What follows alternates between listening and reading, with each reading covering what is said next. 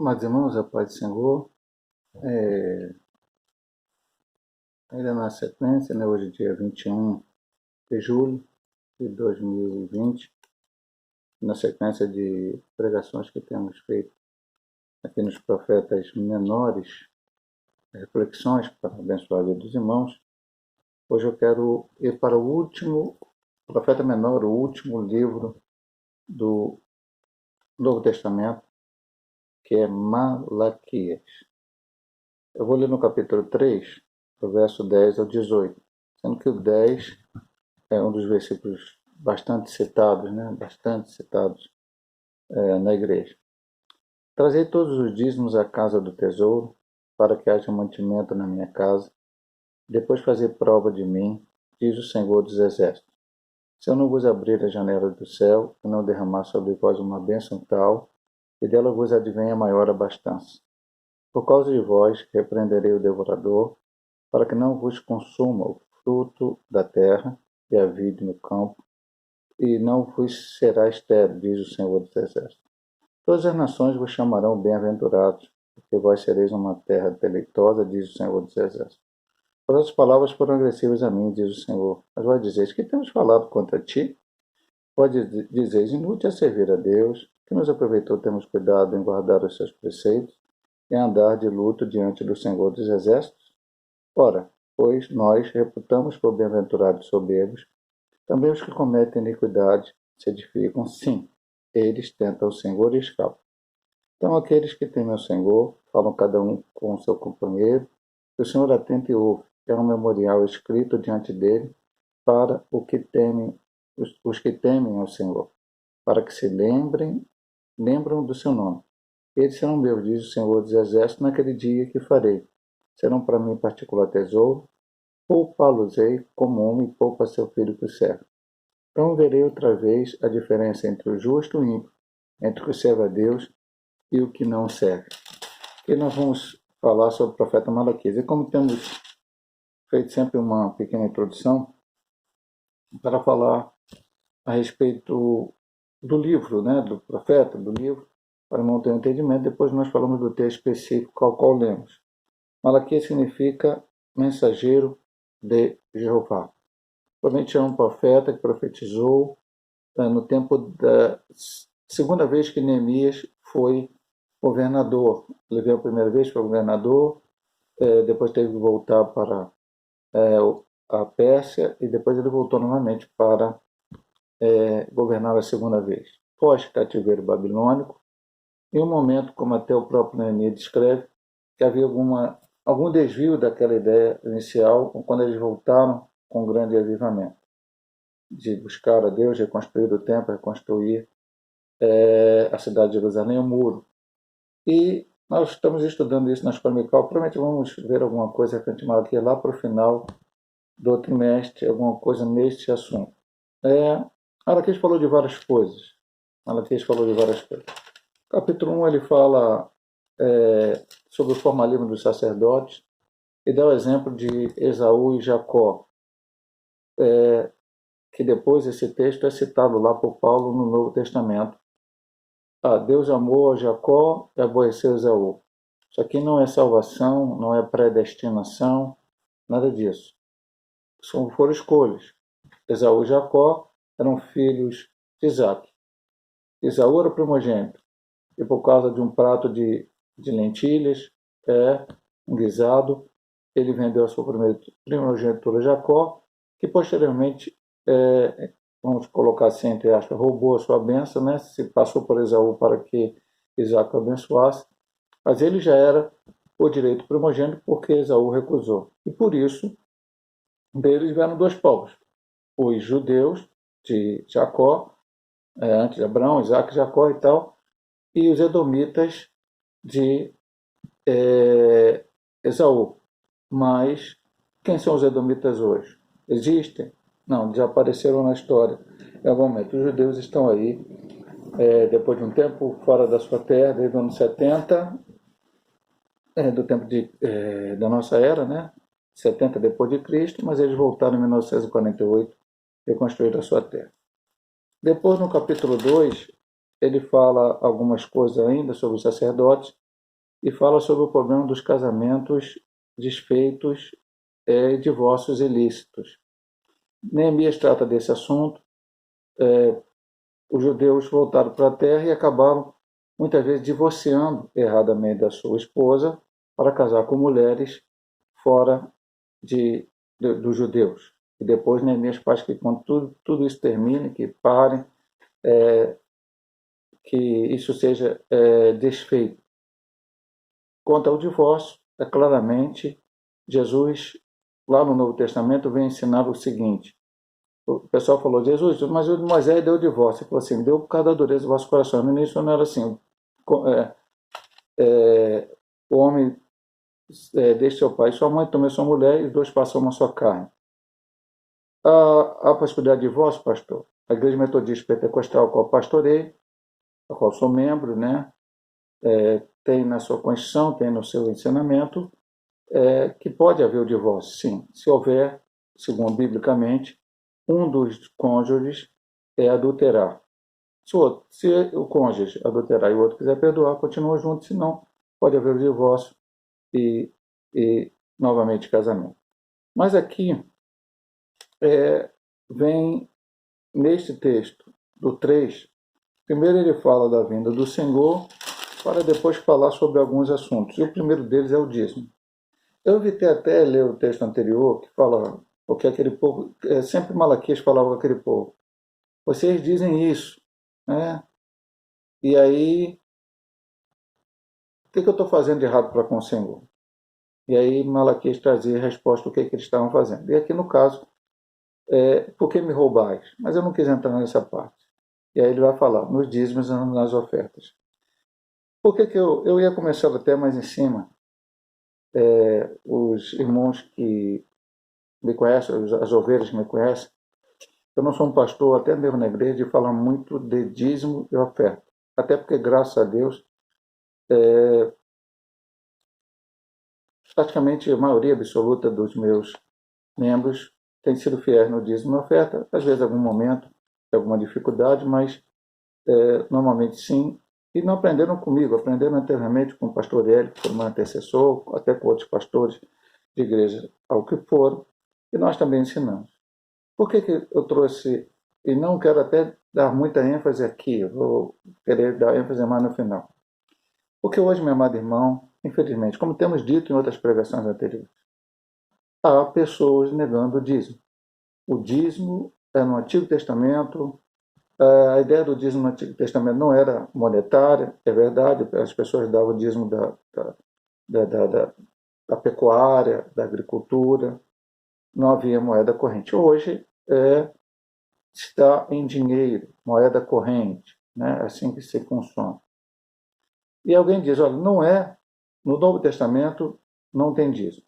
Então, eu trouxe só um texto aqui para dizer para os irmãos, é o texto que a gente sempre mostra para os irmãos da igreja, e mostrando que no Novo Testamento também há o dízimo. Aqui em Mateus, e é reproduzido em outros evangelhos, Mateus capítulo 23, versículo diz assim, Jesus estava criticando os escribas e fariseus por muitas e muitas e muitas coisas que eles faziam de uma forma, interpretavam de uma forma diferente e violavam até a lei de Deus. Ai de vós, escribas e fariseus, hipócritas. Hipócrita é falso, aquele que tem uma aparência por fora bacana e por dentro totalmente errado. Mas eu estava ensinando aqui. Pois que dais o dízimo da hortelã, do entro e do cominho. Então, eles davam dízimo em cima da parte da agricultura. Né? Se produziam tantas unidades ali daquilo, eles pegavam 10% daquilo e entregavam para os sacerdotes, para a função que era naquele tempo, sustento do sacerdote, para ajudar o povo pobre, uma série de situações. E desprezais o mais importante da lei, o juízo, a misericórdia e a fé. Então havia coisa mais importante na lei, juízo, misericórdia e a fé, mais importante. Não é a única coisa importante, mais importante que eles precisavam fazer. Não faziam isso. Aí Jesus termina dizendo assim, deveis, porém, fazer essas coisas, ou seja, dentro da lei, o juízo, a misericórdia e a fé, e não omitir aquelas, dar o dízimo do coentro, do cominho ou de qualquer outra coisa. Então Jesus nunca disse que o dízimo estava errado. Nunca disse. Alguém vai dizer, não, pastor, ele está falando que os fariseus. Mas não, Jesus aqui está ensinando, a Bíblia é sagrada. Lá na frente você vai ver ofertas, coletas, enfim, tudo isso na Bíblia Sagrada. Mas hoje em dia as pessoas dizem, não, dízimo. E alguém vai perguntar, pastor, por que as pessoas gostam tanto de ensinar que não existe ceia, não existe dízimo, não existe jejum, não existe isso? Tem gente que diz que não tem nem que congregar, tem que ficar dentro de casa, reunindo. Porque, meu irmão, eu já disse várias vezes na igreja. Infelizmente é assim, em várias áreas da vida. Né? Se alguém disser que, por exemplo, né, o homem foi à lua, todo mundo diz isso. Eu vou dizer que não foi. Eu dizendo que não foi, as pessoas chamam atenção para mim. E lá ele tem uma ideia diferente, então eu vou atrás dele. Outro diz, não, a Terra é quadrada. Não, mas a Bíblia diz que Deus estava sentado sobre o globo terrestre. Não, mas eu quero dizer que é isso. Aí alguém vai atrás. E alguém vai dizer, puxa, a ideia é diferente.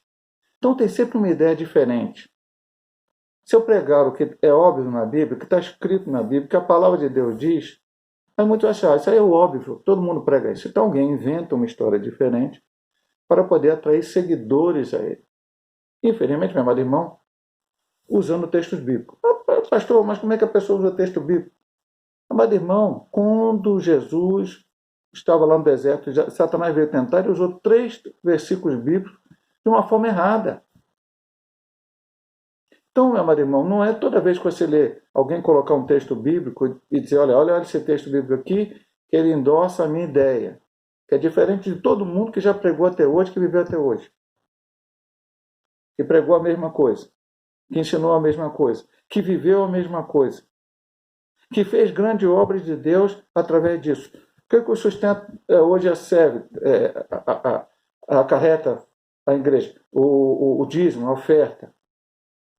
Sustentar missionários que estão pregando a palavra de Deus,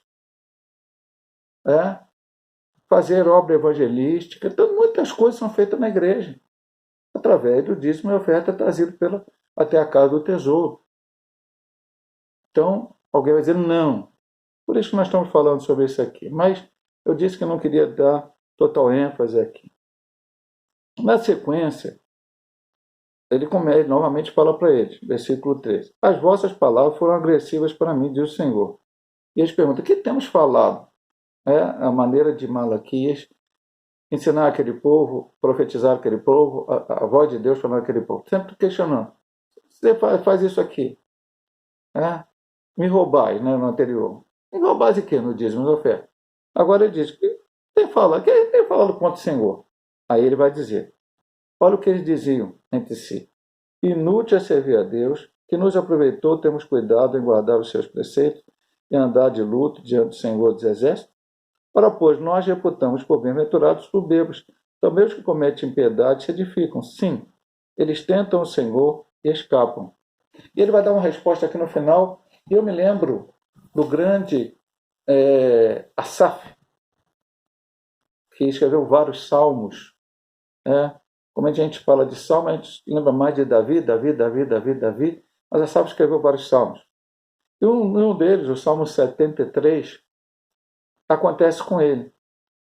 Ele começa a ficar aborrecido porque ele, Asaf, começa a olhar para o ímpio e vê no ímpio prosperidade, vê o ímpio se dando, vou falar no português nosso aqui do século XXI, se dando bem, né? As coisas acontecendo legal com ele. E Asaf vê ele servindo a Deus e passando por algumas dificuldades, alguns problemas, algumas intempéries. Ele começa a analisar isso e começa a ficar meio aborrecido. Começa a ficar meio triste, começa a ficar meio amuado, né, como diz o antigo. Poxa, eu estou servindo a Deus. Aí começa a ver aquela ideia, vale a pena servir a Deus mesmo? E tem pessoas que ainda fazem a comparação. Os judeus fizeram isso lá no tempo de Jeremias, falaram com ele. É? Quando a gente servia os ídolos, a nossa vida estava bem. A gente largou os ídolos, jogou fora e voltou a servir o Deus verdadeiro. Agora nós estamos passando por problema. Teve rei de Israel que derrotou outros reis que serviam a deuses falsos, e depois de derrotar esses deuses, a esses reis que serviam a deuses falsos, foi lá e pegou os deuses desses reis e foi servir a esse Deus que nem aos seus próprios que serviam ele. Seguinte, então, meu amado irmão, veja bem, se a gente começar a olhar o que o ímpio está fazendo, realmente a gente vai ter dificuldade. Então, quem já viveu lá no mundão, muitas vezes pode até, às vezes, fazer essa comparação.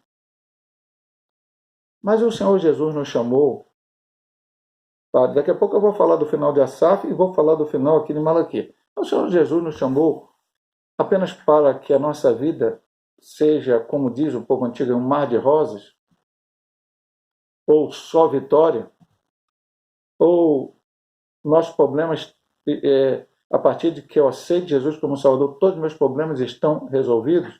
Não.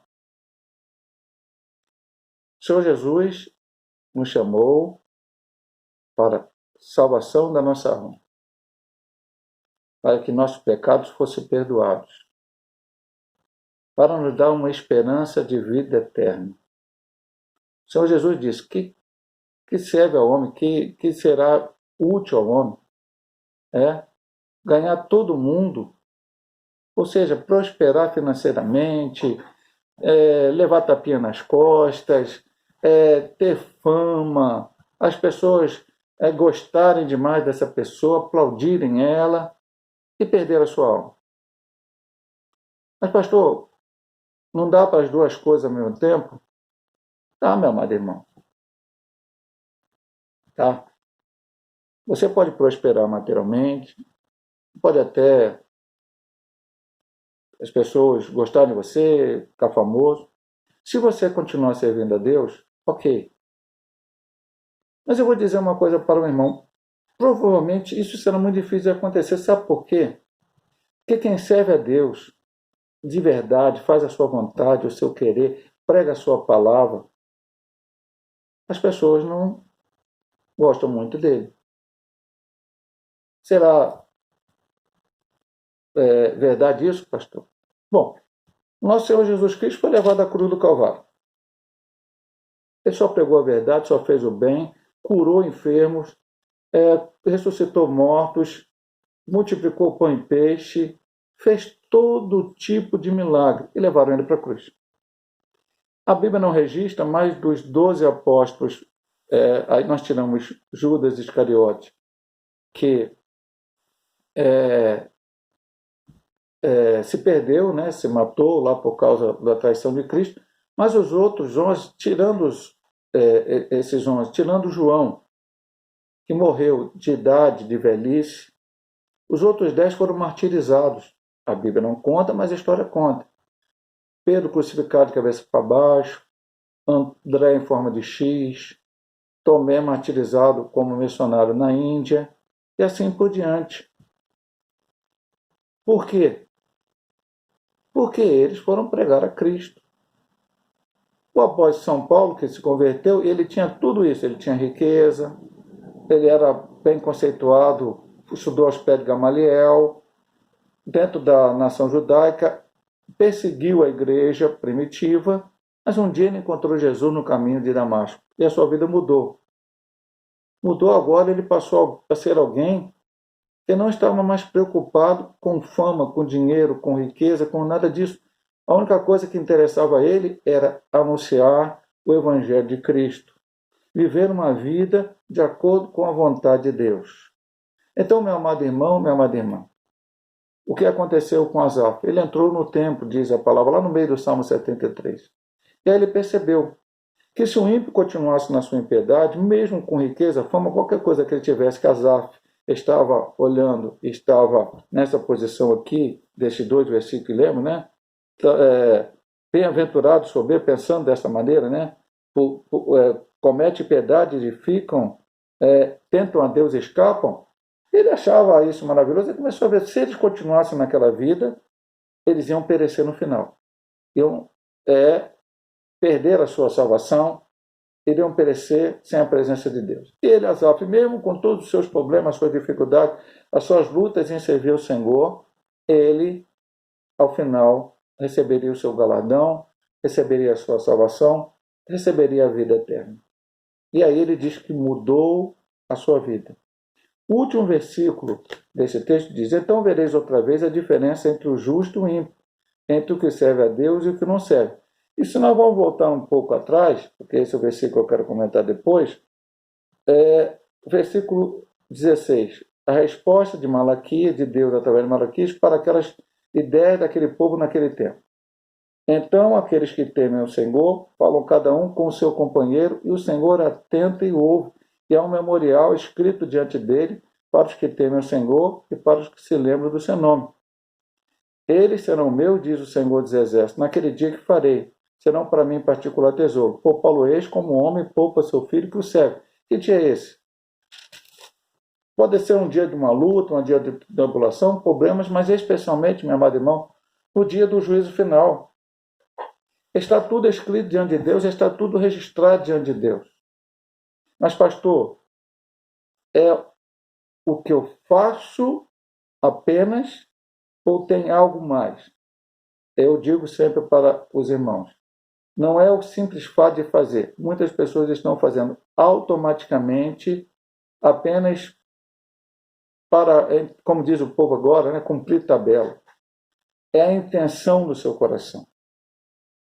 Tudo que você faz para Deus. Você dá folhetos, evangeliza, querendo que almas se convertam a Jesus Cristo, está escrito diante de Deus. Você convida pessoas para a igreja, e até muitas vezes vai lá e insiste, fala com elas, com o desejo que elas aceitem a Cristo, está escrito diante de Deus. Qualquer atitude sua para que o reino cresça. Você tem prazer em ler a palavra, você tem prazer em orar, você tem prazer em jejuar, você tem prazer em fazer a vontade do Senhor, está escrito diante dele. E no dia final, aí nós vamos ver a diferença entre o que serve a Deus e o que não serve. Aquele povo estava ali pensando, que é isso? O ímpio está melhor do que eu. O ímpio está fazendo um monte de besteira, mas mesmo assim está se dando bem. Mas o que será o final do ímpio se ele não se converter? Se ele não aceitar Jesus como Salvador? Se a sua vida não vai ser mudada? Muitos não acreditam que é céu, muitos não acreditam que é inferno, muitos não acreditam que é pecado, muitos aí por isso passam a desacreditar em Deus, desacreditar em Jesus Cristo, desacreditar na Bíblia Sagrada. Nós que somos remidos, lavados no sangue Cordeiro, que aceitamos a Cristo como Salvador, cremos na sua palavra. Por isso acreditamos que existe um Deus que está no céu, em 3 pessoas, Pai, Filho e Espírito Santo. O Filho morreu na cruz do Calvário, subiu, está à direita de Deus Pai, intercedendo por nós. O Espírito Santo, como Consolador, está convencendo o homem hoje do pecado, da justiça e do juízo. Deus estabeleceu o seu reino aqui na terra, que é a igreja, pregando a sua palavra. E brevemente ele voltará para buscar a sua igreja. Ele galardoará aqueles que realmente seguirem ele até o final, receberão a salvação, a vida eterna e os galardões. E aqueles que não aceitarem, infelizmente, perecerão. Essa é a palavra do Senhor. Só mais um adendo, antes de terminar a pregação, orar por você. No capítulo 4, ele profetiza sobre Elias que havia de vir. E quem é esse Elias que havia de vir? É João Batista. Jesus mesmo citou Malaquias sobre isso, colocando essa colocação. Lá no final, alguém achava até que Elias precisava ser reencarnado. Isso não existe. É doutrina antibíblica. João Batista não foi a reencarnação de Elias. Elias foi um tipo daquele que seria o que prepararia o caminho para o Salvador, João Batista. Isso foi profetizado no último capítulo do Antigo Testamento. Depois, houve cerca de 400 anos sem palavra profética, até que João Batista surgiu, e a Bíblia diz que entre o nascido de mulher não houve profeta maior do que ele, mas Jesus era maior do que ele ou de que qualquer outro profeta que existiu no passado e que porventura poderia existir no futuro. Né? Jesus é o Salvador e ele veio trazer a vida eterna a nós. Se nós possamos ficar com essa palavra, serem abençoados, eu estarei orando e peço, eu vou estar orando e peço aos irmãos oração. Nós tivemos contato, ontem a minha esposa teve contato em São Dornelas, teve contato com a minha irmã Denise, e a gente já tinha feito também no Facebook uma situação. Nossa irmã Iracema, da Igreja Metodista, ela teve um problema de saúde, ficou internada, Deus deu um grande livramento a ela, foi para casa, mas deu uma piorada, e parece que está no CTI, eu vou estar orando por ela, os irmãos puderam orar por ela. E a avó da Angelina, que é casada com meu sobrinho João Milton, está com Covid. Parece que ela e uma outra parente estão com Covid internada, né? Peço aos irmãos também orem aí na sua casa, quando estiver orando. E temos outros pedidos, nossa irmã Líria, filha da irmã Nícia, do pastor Raimundo, também está aparecendo nas nossas orações. A irmã do pastor Wilton, que operou ontem, né? Irmãos continuam orando por ela. Então, são vários irmãos que precisam de oração, nós estaremos orando e Deus certamente será operando o seu milagre. Pai amado, Pai querido, nós te louvamos porque somos teus servos, Senhor Deus. E um dia nós vamos encontrar contigo, estar contigo para sempre. E aí sim será a diferença dos que servem a Deus e dos que não servem, Pai. E nunca possamos olhar para trás. Não possamos fazer como Asaf, como esse povo no tempo de Malaquias, ficar olhando para pessoas que estão aí prosperando na impiedade. Mas nós, muitas vezes, passamos por luta, tribulações, sendo os teus servos. Mas a vitória é certa, porque o Senhor está conosco.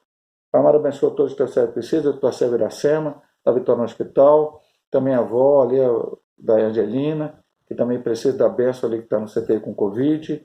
Abençoa, Senhor Deus, a irmã Lília, que precisa de Vitória, continua abençoando ela. Nossa irmã do pastor Wilton, ali a sobrinha da irmã Kate, a irmã da irmã Fátima, também estão lutando aí, ó Pai, com doença. Ó Pai, e todos mais que estão enfermos na tua casa, Senhor Deus, estão precisando de uma porta aberta, abre essa porta, vai dando vitória ao teu povo, Senhor. Nós te pedimos, nós te agradecemos e te louvamos, em nome de Jesus. Amém.